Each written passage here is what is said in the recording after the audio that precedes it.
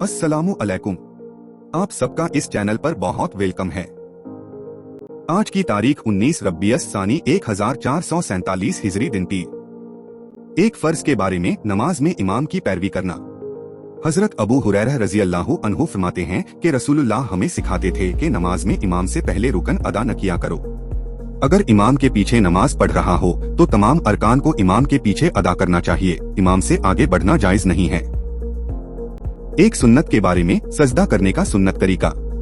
रसूलुल्लाह जब सजदा फरमाते तो अपनी नाक और पेशानी को जमीन पर रखते और बाजुओं को पहलू से अलग रखते और अपनी हथेलियों को कांधे के बराबर रखते। एक अहम अमाल की फजीलत अजान के बाद दुआ पढ़ना। रसूलुल्लाह ने फरमाया, जो बंदा अजान सुनते वक्त अल्लाह से यूं दुआ करे तो वह बंदा कयामत के दिन मेरी शफाअत का हकदार हो गया। अल्लाहुम्मा रब्बा हादिहि दवाती ततम्मती वस्लातिल कायमाती अति मुहम्मद निल वसीलता वल फजीलता बबसहु मकामन हुदाने लजी वतहु। एक गुनाह के बारे में गलत हदीस बयान करने की सजा। रसूलुल्लाह सल्लल्लाहु अलैहि वसल्लम ने फरमाया, मेरी हदीस को बयान करने में एहतियात करो और वही बयान करो जिसका तुम्हें यकीनी इल्म हो। जो शख्स जानबूझकर मेरी तरफ से कोई गलत बात बयान करे वह अपना ठिकाना जहन्नम में बना ले। आखिरत के बारे में जहन्नमियों का खाना। कुरान में अल्लाह ताला फरमाता है, जहन्नम वालों का आज न कोई दोस्त होगा और न कोई खाने की चीज नसीब होगी सिवाय जख्मों के धोवन के खाएगा, जिसको बड़े गुनहगारों के सिवा कोई न खाएगा। तिब्बे नबवी से इलाज। निमोनिया का इलाज। रसूलुल्लाह सल्लल्लाहु अलैहि वसल्लम ने निमोनिया के लिए वर्स, कुष्ठ और रोगने जैतून पिलाने को मुफीद बतलाया है।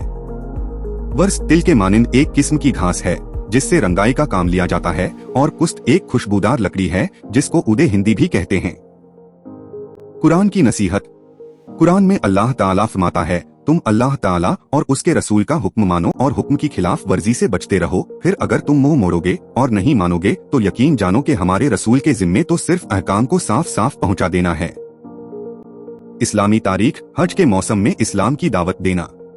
जब रसूलुल्लाह सल्लल्लाहु अलैहि वसल्लम ने देखा कि कुफ्फारे कुरैश इस्लाम कबूल करने के बजाय बराबर दुश्मनी पर तुले हुए हैं तो हुजूर हज के मौसम के इंतजार में रहने लगे, और जब हज का मौसम आ जाता और लोग मुख्तलिफ इलाकों से मक्का आते तो ऐसे मौके पर रसूलुल्लाह खुद उन लोगों के पास तशरीफ ले जाते और लोगों को एक अल्लाह की इबादत करने, बुत परस्ती से तौबा करने और हराम कामों से बचने की दावत देते थे। कुफ्फारे कुरैश तमाम लोगों के दिलों में हुजूर और आपकी दावत के मुतल्लिक नफरत डालने की खूब कोशिश करते थे। खुद आपका चचा अबू लहब आपके पीछे पीछे यह कहता फिरता था कि ऐ लोगों, यह शख्स तुमको बुतों की पूजा से हटाकर एक नए दीन की तरफ बुलाता है, तुम हरगिज इसकी बात न मानना। मगर रसूलुल्लाह तमाम मुसीबतों और उनकी मुखालफतों को बर्दाश्त करते हुए इस्लाम की दावत लोगों तक पहुंचाते रहे और दीने हक की सच्चाई और शिर्क व बुत परस्ती की खराबी को वाजह करते रहे।